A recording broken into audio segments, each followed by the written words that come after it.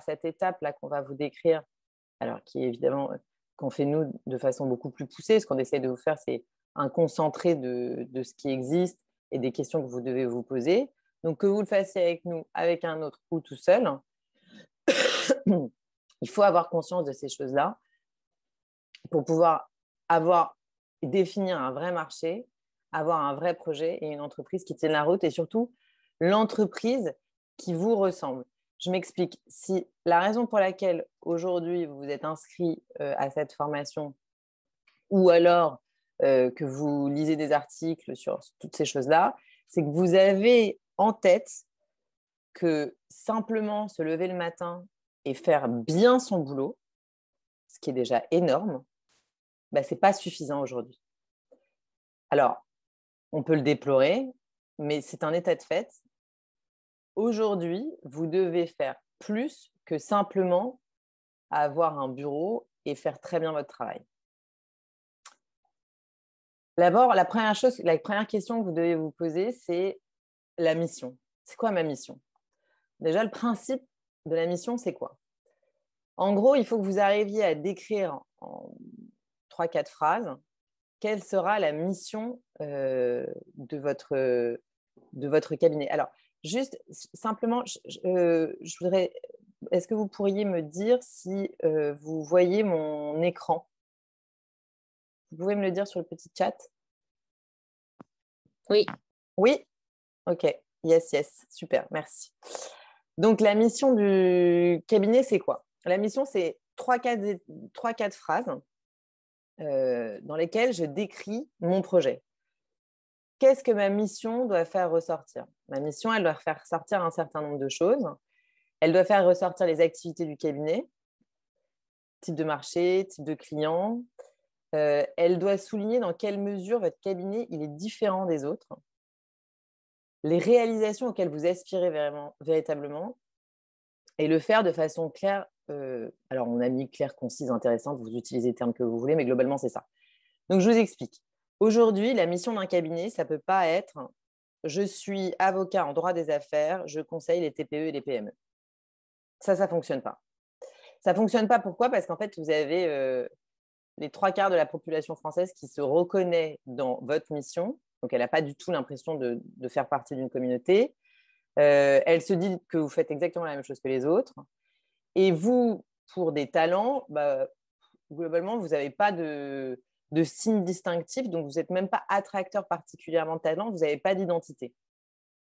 Alors, je pourrais prendre plein d'autres exemples. Hein. Je peux dire, parce que moi, je fais du droit des affaires, donc c'est plus facile pour moi d'utiliser ça, mais j'ai eu des clients qui faisaient du droit du travail. Je fais du droit du travail et j'accompagne les salariés dans le cadre de leur licenciement. Oui, mais globalement, comme tout le monde. Vous voyez ce que je veux dire? Comme tous ceux qui font du droit du travail côté salarié. Je décline à l'infini, mais ce que vous devez vous dire, c'est que ça, ce n'est pas suffisant. Et la vérité, c'est que ce n'est pas pour ça que vous êtes là. Vous êtes là pour autre chose. Vous accompagnez vos clients différemment. Alors, c'est hyper difficile de trouver la mission de son cabinet parce qu'en fait,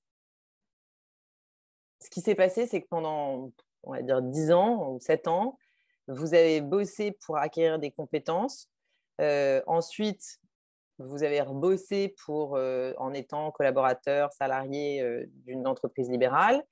Et après, vous avez décidé de vous lancer. Mais à aucun moment, on vous a expliqué que vous étiez des entrepreneurs et que la mission de votre cabinet, elle ne pouvait pas être exactement celle que vous faisiez chez votre employeur ou chez votre patron.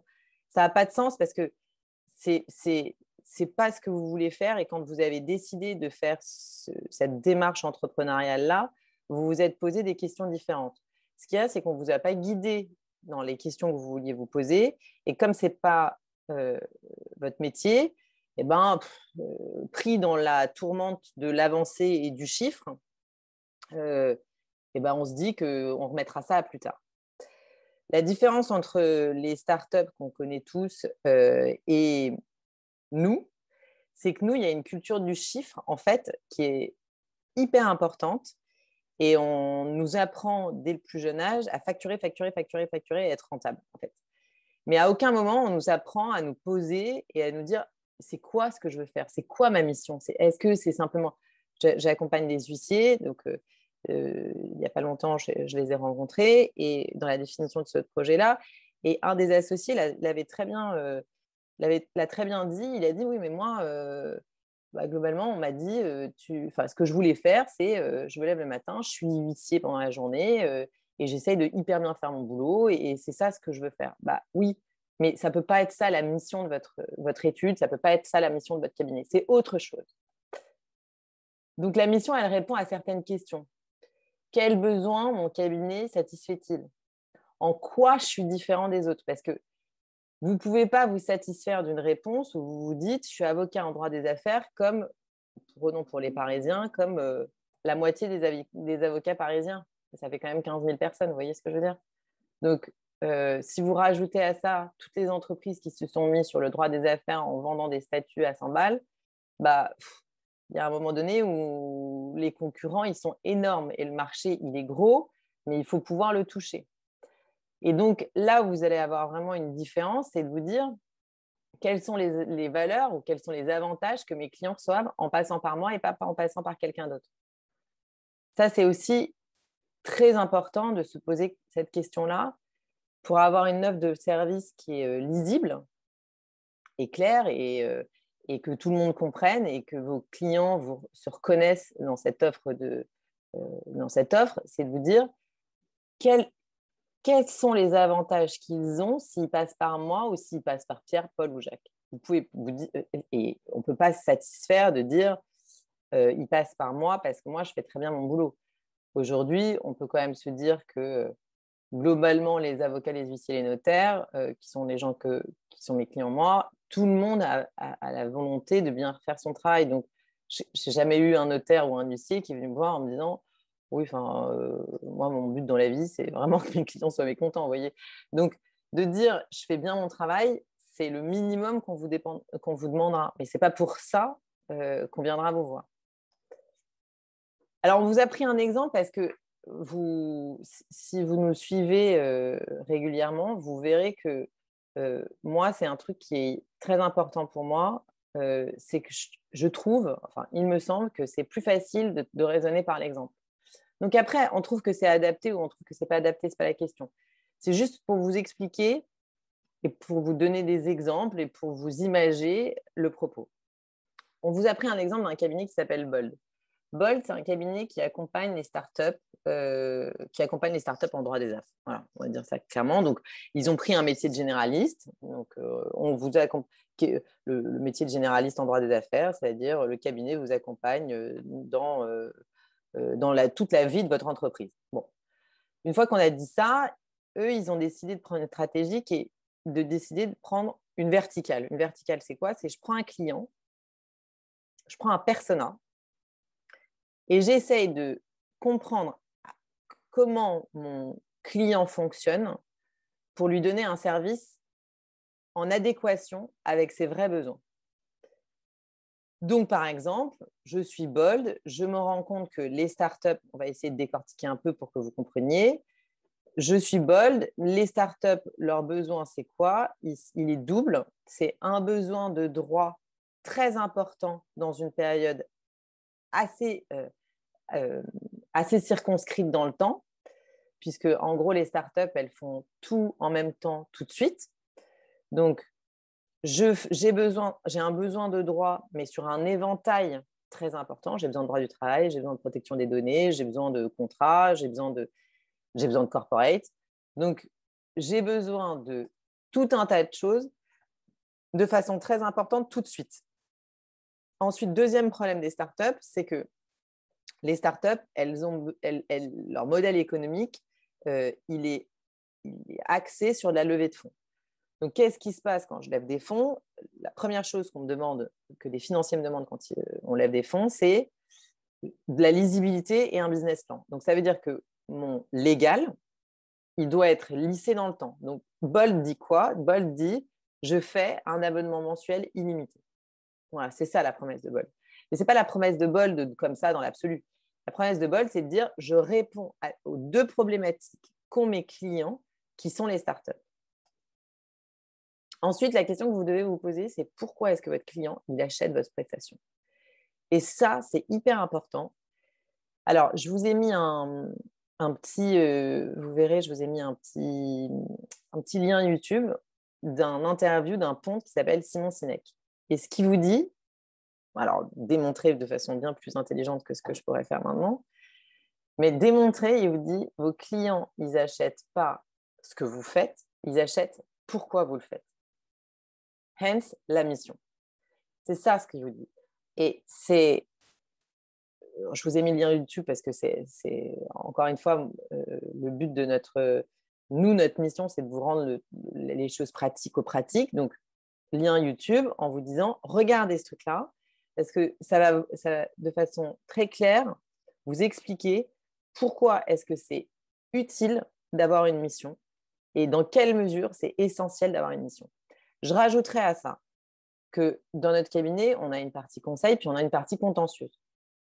Et en fait, dans cette partie contentieuse, ce dont on se rend compte, c'est les conflits entre associés. Et là où ça casse, là où ça se fracture, c'est au moment où il n'y a plus d'alignement entre la mission que le cabinet s'était donnée, la mission que l'étude s'était donnée et l'évolution qu'elle a eue. Et en fait, vous ne pouvez pas avoir des gens, c'est-à-dire si vous n'avez pas expliqué de façon suffisamment précise la mission que vous étiez donnée, vous avez une sorte de conglomérat de personnalités qui peut-être vont très bien partager leur vie, mais globalement n'auront pas de cap. Donc quand tu n'as pas de cap, en fait, tout le monde fait un peu son truc dans son coin et tu n'as pas de référentiel sur lequel tu puisses t'appuyer pour dire cet investissement-là, il va dans le bon sens, cet investissement-là, il ne va pas dans le bon sens. Donc, c'est générateur de tension parce que quand vous avez eu un cap qui était hyper défini, tout le monde, tous les gens, déjà, les gens qui se sont réunis autour de cette mission-là, ils l'ont très clairement. Ensuite, les gens qui rejoignent cette mission-là ou ce but-là, de la même manière, c'est très clair dans leur tête. Et ensuite, quand il y aura des désaccords ou quand il y aura des questions qu'il faudra se poser, on pourra toujours faire référence à une sorte de Bible qui permettra de dire, OK, c'est pour ça qu'on a fait ça. Donc, on va plutôt prendre à droite ou plutôt prendre à gauche. Ensuite, il faut que vous mettiez des finalités et des objectifs. Alors ça, pareil, je vous ai mis une petite image. C'est pour ceux qui ont encore une âme d'enfant ou qui ont relu Alice il n'y a pas longtemps à leurs enfants. Alors moi, je fais plutôt partie de la seconde option, mais en gros, c'est Alice qui est à l'entrée du labyrinthe et qui dit au chat mais est-ce que vous pourriez me donner mon chemin? Et le chat lui dit mais vous allez où? Et Alice, elle répond j'en sais rien. Alors le chat lui dit si tu ne sais pas, c'est pas grave. Peu importe le chemin. Et en gros, c'est la même idée. Vous voyez, la morale de l'histoire, c'est que si vous n'avez pas d'objectif, c'est difficile de se positionner. Les objectifs, c'est quoi? Les objectifs, il faut qu'ils soient vérifiables. Ça, c'est le truc essentiel des objectifs, c'est qu'ils soient formulés clairement et qu'ils soient reliés à des éléments vérifiables. Et la différence entre objectif et finalité, c'est que la finalité, c'est des sortes de résultats généraux que votre cabinet s'engage à obtenir. Dans les objectifs, vous pouvez ne pas avoir simplement des objectifs chiffrés. Ça peut ne pas être nécessairement du chiffre d'affaires qui augmente. Alors, globalement, vous me direz probablement que ça se traduira comme ça, mais on peut se fixer des objectifs à 6 mois, 1 an, 2 ans, 5 ans. Donc, à 5 ans ou à 2 ans, l'objectif de rentabilité ou les objectifs chiffrés de chiffre d'affaires, c'est quelque chose qui peut se comprendre. Mais des objectifs à 6 mois, 1 an, il n'y a pas nécessairement une progression hallucinante de chiffre d'affaires. En revanche, vous pouvez vous dire, moi, je suis avocat en droit du travail. Mon objectif, c'est d'être le référentiel pour les RH. Donc, la mission de mon cabinet, c'est d'être quelqu'un qui va accompagner les RH dans la construction de ce qu'ils vont faire dans leur PME. Donc, je vais accompagner tous les DRH parce que c'est ça ce que je veux faire et parce que mes premiers clients sont les DRH. Donc, les DRH, ils ont besoin de quoi? C'est quoi leur sujet? Et une fois que vous avez déterminé ça, vous allez vous fixer des objectifs. OK, Ben, les DRH, ils se renseignent, ils s'informent sur quelle média, plateforme, que sais-je. Bah, par exemple, tous les DRH vont sur tel site Internet. Et ben, ce qui va se passer, c'est que sur ce site Internet-là, vous allez vous fixer comme objectif de faire 2 entretiens dans un premier temps et ensuite de faire une sorte de billet d'humeur ou de chronique. Ça peut être un objectif, vous voyez. Mais c'est en cela qu'il faut que les objectifs soient clairs et qu'ils soient vérifiables. Je vous ai pris un petit exemple. Alors, j'ai fait exprès de ne pas prendre chez les avocats, comme ça réveille toujours un petit peu. Parce que litige.fr, c'est vraiment un sujet en soi. Ça a été attaqué par le CNB. Oubliez le côté politique. OK ? Oubliez la politique, oubliez tout ce que vous voulez. Litige, c'est mis sur les petits litiges du quotidien. Donc, ça, c'est un truc que les avocats avaient mis de côté. Oubliez encore les raisons, essayez vraiment de faire fi de la politique. Si ça ne marche pas, bon, je suis désolée, on passera à une salle suivante dans 3 minutes, mais en gros, vous faites fi de la politique et vous vous dites les petits litiges du quotidien. Qu'est-ce que ma ménagère, qu'est-ce qu'elle regarde? Monsieur Duchemol, monsieur Average, qu'est-ce qu'il regarde comme émission?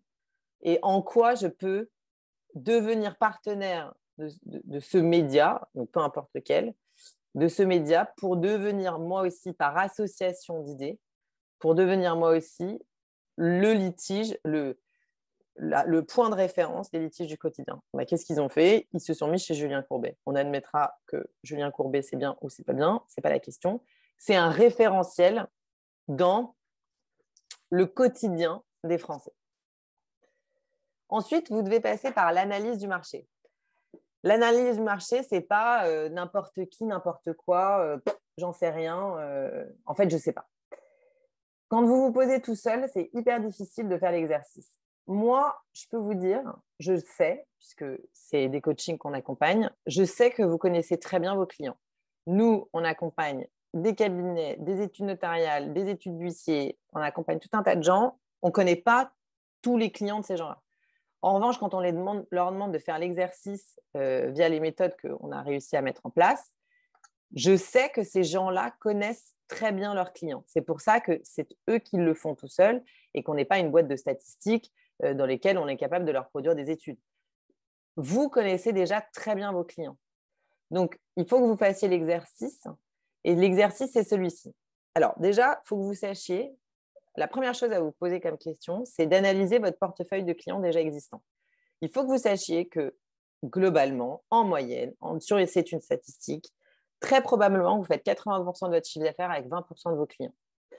Il faut que vous déterminiez qu'il y a des bons et il y a des mauvais clients. Les bons clients, c'est celui qui va vous payer, ne va pas râler sur les honoraires, va être d'accord avec la prestation. Ce n'est pas pour ça qu'il ne va pas vous challenger, hein, mais il ne va pas remettre en cause le service que vous lui apportez. Le mauvais client, c'est celui qui va râler sur les honoraires, qui ne va jamais être content, qui ne va pas vous fournir les documents à temps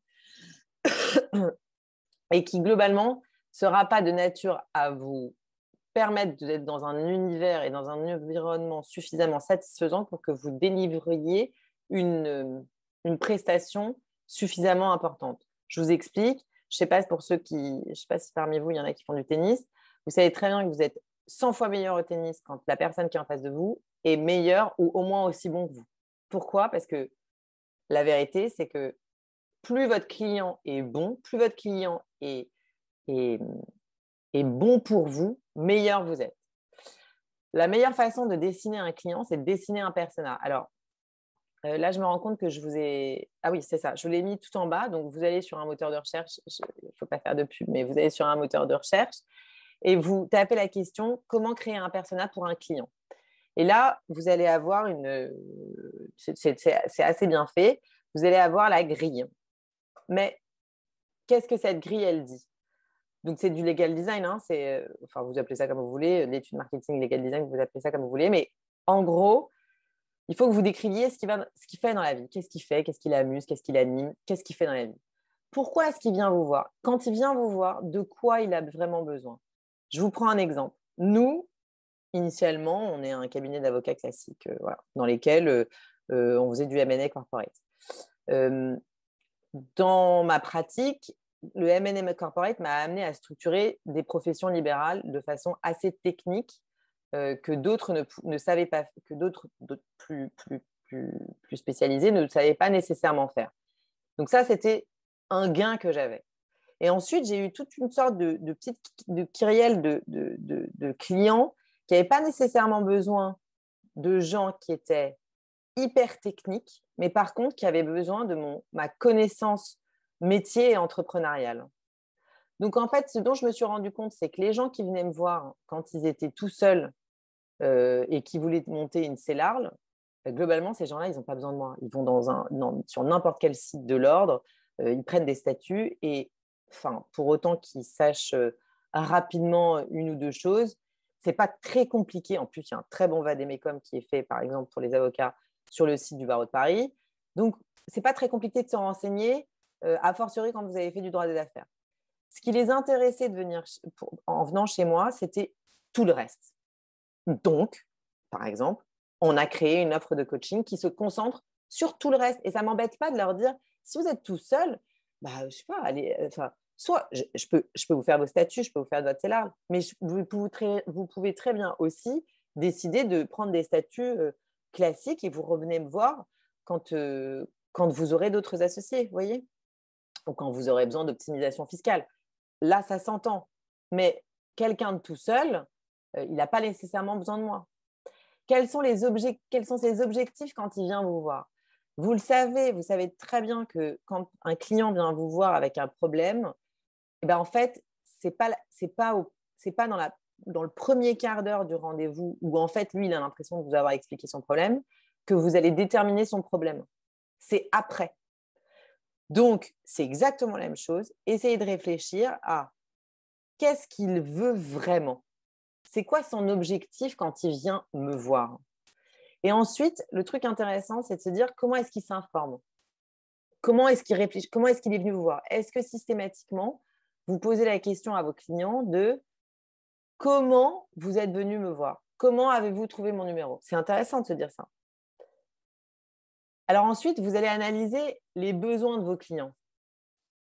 C'est très intéressant et ce n'est pas suffisamment utilisé parce qu'en fait, les avocats, les avocats, les huissiers, les notaires, ça fait référence à tout un tas de trucs de notation, etc., dans lesquels, encore une fois, c'est politique, je ne reviendrai pas. Mais ce qui est hyper intéressant, c'est de savoir, de les interroger, eux. Nous, on a eu des échanges avec une société de conseil qui s'est mis sur un secteur qui a pivoté à un moment donné et je me demandais comment est-ce que ces gens-là avaient pivoté et pourquoi est-ce qu'ils avaient pivoté. En fait, ils m'ont dit, nous, on conseillait une branche d'activité et on allait voir leurs clients pour avoir des statistiques et avoir des données à fournir à nos propres clients sur leurs clients. Vous comprenez la mécanique?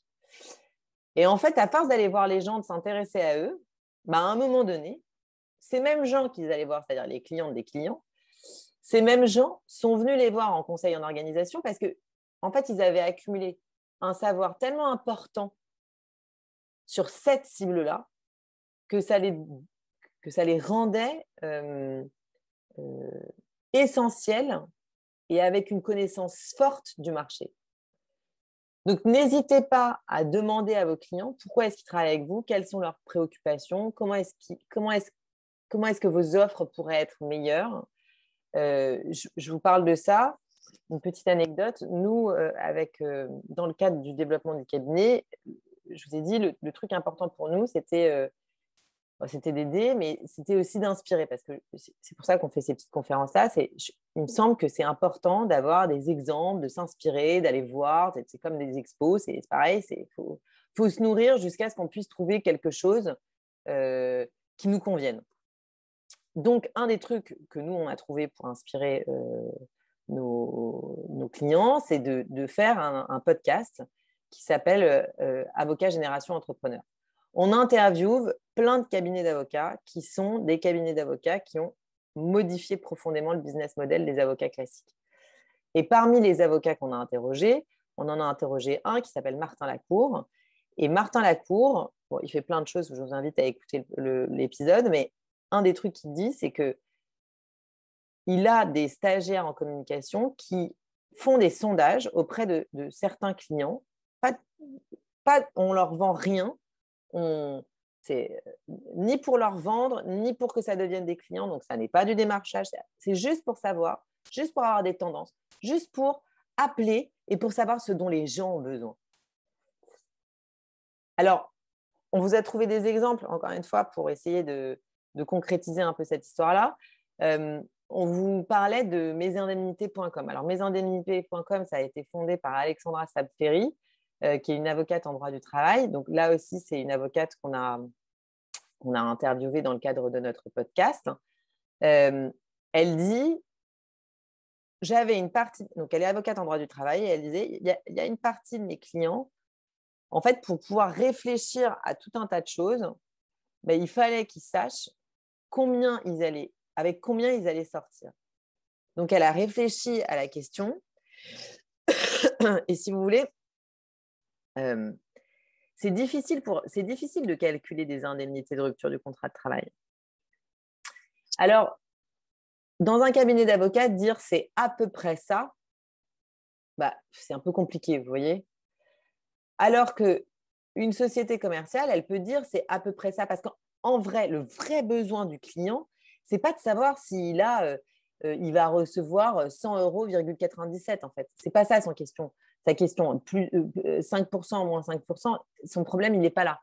Donc, vous pouvez régler cette vraie demande de ses clients par quelque chose qui est différent, c'est-à-dire d'avoir une structure commerciale accessoire, puisque c'est complètement intrinsèquement lié à son activité. Pour autant, ce n'est pas nécessairement c'est pas du tout géré par son cabinet. Et ça lui a permis d'avoir aussi une autre vision. Et c'est en se posant des questions sur les vraies volontés et les vrais besoins de ses clients qu'elle a réussi à avoir cette idée-là. Alors ensuite, vous avez fait la mission de votre entreprise, vous vous êtes fixé des objectifs, vous avez analysé vos clients, mais puis après, il y a les concurrents. Donc ça, les concurrents, c'est essentiel parce que, si vous voulez, toute entreprise, elle a des concurrents. Et si vous ne savez pas à qui vous avez affaire, globalement, ça n'a pas trop d'intérêt. Ou en tous les cas, c'est difficile. C'est difficile ensuite de se positionner. Donc, quand vous réfléchissez à vos concurrents, il faut que vous vous interrogiez pourquoi est-ce que les clients de vos concurrents viennent les voir eux et pas vous. Donc, comment ils ont choisi leur concurrent, votre concurrent? Où est-ce qu'ils se sont renseignés pour choisir? Est-ce que l'ensemble de vos connaissances sur votre secteur passe par vous? Ça, c'est très intéressant. Et dans mes clients qui viennent me voir pour des coachings, je dois dire que malheureusement, ce n'est pas toujours le cas. L'ensemble de vos connaissances ne passe pas nécessairement par vous. Alors, une fois qu'on a fait cette petite analyse, j'ai essayé de vous poser les questions telles que moi, je les vois. Quand on essaye de comprendre ses concurrents, on a plusieurs questions qu'il faut se poser. Quelles sont les capacités de vos concurrents? Quelles sont les stratégies qu'ils ont utilisées? D'où viennent vos futurs concurrents? En gros, quand vous analysez vos concurrents, vous devez réfléchir à leur organisation, comment ils recrutent, quelle est leur clientèle, comment ils vendent du droit, comment eux, ils ont fait leur produit qui est globalement le même que le vôtre, puisque ce sont vos concurrents. Comment eux, ils l'ont packagé? Est-ce que c'est des produits packagés, 100 balles de statut Est-ce que c'est je vous fais votre licenciement pour 1 000 €? Est-ce que c'est le divorce à 100 €? Enfin, vous voyez, en gros, comment est-ce qu'ils affichent, comment est-ce qu'ils communiquent, comment ils font leurs produits, comment ils communiquent et comment est-ce qu'ils affichent leurs conditions tarifaires. Dans le même épisode avec Alexandra Sabferi du podcast, elle dit « C'est incroyable parce que moi, j'ai affiché mes conditions financières sur mon site, il n'y a jamais personne qui est allé les voir. N'empêche que dans sa mission de cabinet, qui est d'avoir un cabinet qui est hyper lisible et qui est très transparent, de ne pas avoir à l'inverse ses honoraires ou la façon dont les honoraires sont calculés sur le site internet, c'est un sujet. Après, vous avez différentes stratégies. On vous en a mis quelques-unes. Vous choisissez celle qui vous plaît le mieux. Mais maintenant que vous avez normalement fait votre mission, vous fixez des objectifs, analysez vos clients et que vous avez réfléchi à vos concurrents, vous déterminez leur stratégie. Est-ce que c'est la stratégie du moindre coût, c'est-à-dire j'essaye de vendre le truc disons, le moins cher possible. Donc, ça veut dire que quand on dit stratégie du moindre coût, ça veut dire que toute votre stratégie doit être axée sur de la masse. Je ne dis pas ça du tout pour dire que la masse, c'est pas bien. Hein. Attention, hein. Mon objectif, c'est pas du tout celui-là. La masse, c'est très bien. La masse, ça nécessite d'être organisé. Donc, et je vais même vous dire, je ne suis pas persuadée que tous les avocats du monde soient nécessairement faits pour faire de l'extrême valeur ajoutée, de la dentelle. Vous voyez ce que je veux dire? Parce que toutes les sociétés qui se sont mis sur nos... je parle avocat, notaire... avocats, notaires, huissiers, enfin en tous les cas les avocats et les huissiers, toutes les sociétés qui se sont mises sur nos marchés, c'est des sociétés qui se sont mises sur des marchés où c'était de la masse. C'est pas de l'orfèvrerie, hein, qu'on se mette d'accord. Donc la masse, c'est très bien aussi. La seule chose, c'est qu'il faut que ça soit organisé pour. Ensuite, il y a la différenciation par le service. Alors, si vous faites une différenciation par le service, ça veut dire que l'expérience client que vous allez proposer, c'est une expérience client qui est différenciante. Je vous donne un exemple. Moi, j'ai un client qui est venu me voir, un avocat, et qui était très chouette. À la sortie du confinement, il voulait restructurer un ou deux trucs et il m'a dit, non mais parce que moi, pendant le confinement, j'ai hyper avancé. J'ai été confinée avec un codeur et en fait, donc c'était un avocat en région qui avait un profil un peu généraliste, pénal famille. Et donc, comme toujours, quand on décide de se mettre sur plusieurs secteurs différents, en fait, vous êtes moins efficient. C'est ça le sujet. C'est-à-dire que plus vous choisissez de secteurs d'activité, moins vous êtes rapide sur les secteurs d'activité que quelqu'un qui fait je sais pas, que du contentieux caution toute la journée. Donc, voilà. Nécessairement, puisque vous avez un temps de reprise en main du dossier qui est plus important. Mais donc, il perdait pas mal de temps sur un certain nombre de choses, et notamment à rédiger ses actes, comme beaucoup. Et il me disait, eh ben, écoutez, je suis hyper content parce que ce codeur, il m'a modélisé tout mon truc, et maintenant, j'envoie à mes clients des requêtes, et quasiment, c'est eux qui le font tout seuls. Donc, en fait, ça me fait gagner vachement de temps. Donc, en fait, une des valeurs de mon cabinet, ça va être de la transparence. Enfin, non, ça va être, il m'a dit, ça va être l'efficience, la rapidité. Et je lui ai dit, écoutez, super, mais du coup, la rapidité, en fait, c'est pour vous, c'est pas nécessairement pour votre client. Est-ce que cette rapidité-là, c'est, je sais pas, c'est un engagement sur genre, vous m'envoyez le truc le lundi et ça sera nécessairement automatiquement géré en 24 heures. Ah non, non, je ne m'engage pas sur des délais. Bon. Alors, est-ce que tout ce travail que vous avez fait avec votre ami codeur, ça a eu un impact sur les prix? Non plus. OK. En fait, globalement, je ne sais pas si on peut dire que ça a une valeur de votre cabinet. Vous vous êtes doté d'un outil au sein de votre cabinet, mais je ne sais pas si on peut considérer que c'est une valeur. Donc, l'expérience client, c'est un truc qui est essentiel. Je reprends mon exemple de Bold. Bold, qu'est-ce que le client veut quand il vient chez Bold? Il veut avoir tout au sein d'une seule entité, et c'est pour ça qu'il prend cet abonnement illimité chez un seul avocat. Donc, si on va jusqu'au bout de la logique, Bold, dernièrement, a créé dans son environnement informatique un accès client où le client il peut récupérer l'intégralité de ce dont il a besoin en juridique. Et maintenant qu'ils ont intégré, puisque maintenant c'est une SPE, maintenant qu'ils ont intégré le comptable, c'est la même chose. Donc, vous avez votre juridique et votre financier qui sont dans le même environnement informatique. Et pour une startup, ça, c'est hyper important. Donc, voilà, par exemple. Stratégie de ciblage de niche. Un cabinet qu'on a interrogé également, c'est un cabinet qui s'appelle Lincoln Avocat. Lincoln Avocat, c'est des cabinets qui sont spécialisés en droit des assurances. Au moment du Covid, ça a été les premiers qui ont gagné la décision AXA, pour les indemnités de... le nom m'échappe. Pour les indemnités perte d'exploitation, excusez-moi. Donc, qu'est-ce que ces gens-là ont fait?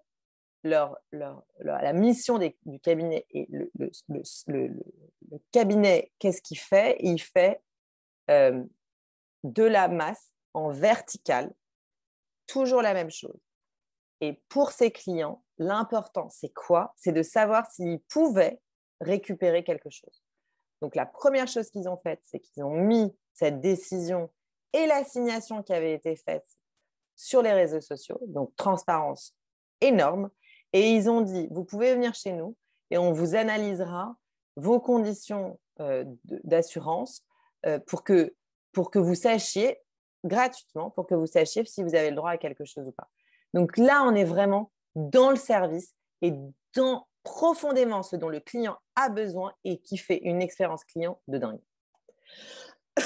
Après, analyser les autres acteurs. Alors, encore une fois, on ne va pas rentrer dans la politique, mais il est question aujourd'hui d'ouvrir les capitaux des sociétés d'avocats aux capitaux extérieurs. On peut être pour, on peut être contre. Ce qui est sûr, c'est que dans votre marché, pour vos clients, il est évident que vous êtes entouré d'un écosystème. En fait, les clients aujourd'hui ne se reconnaissent plus dans quelque chose qui est complètement en dehors de leurs valeurs. Donc, ils ont créé, eux, un écosystème, puisque eux-mêmes font le travail sur les valeurs, tous leurs partenaires doivent également être cohérents avec les valeurs qu'ils se sont données. Et donc, ça veut dire que dans les partenaires de vos clients, il y a un écosystème qui existe et d'autres acteurs sur le marché avec lesquels vous pouvez nouer des partenariats. Je ne parle pas d'apport d'affaires, encore une fois. Je ne parle pas d'apport d'affaires, bien sûr. Mais en gros, vous pouvez nouer des partenariats avec ces gens-là qui ont les mêmes profils, les mêmes clients et probablement des missions en commun avec la vôtre. Alors, on vous a mis, après, ça vous aimez, vous aimez pas, mais on vous a mis les choses que nous, on a lues, les articles. Alors, il faudrait 4 pages de slide, donc ça n'a pas beaucoup d'intérêt, mais on vous a mis les choses auxquelles nous, on a pensé, ce qu'on a lu. Je vous avais le PowerPoint. Dans le PowerPoint plus haut, vous avez l'autre lien YouTube que je vous invite vraiment à regarder. Et la particularité aujourd'hui de notre petite session, c'est qu'en fait, on a décidé de mettre ça entre 13 et 14 pour vous dire, si vous avez des questions, si vous avez quoi que ce soit, et bien maintenant, vous pouvez les poser. Donc, je vous propose peut-être, si vous avez envie, parce que c'est quand même plus chouette, de se remettre…